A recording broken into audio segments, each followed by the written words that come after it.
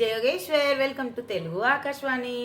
నేను ఇవాళ నా చైల్డ్హుడ్ మెమరీ షేర్ చేసుకుందాం అనుకుంటున్నాను. ఒకసారి ఇదేంటో చూసేయండి. మీ గెస్ కరెక్టే, ఇది కర్బూజా సీడ్స్.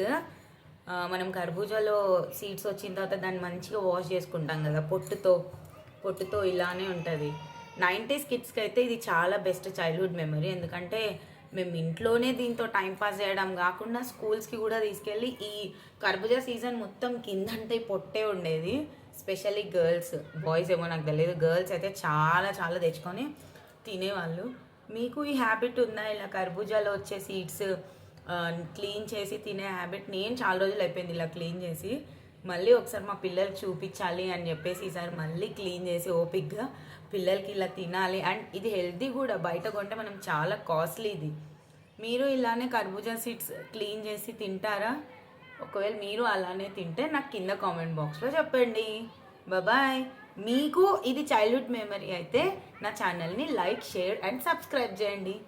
బాయ్.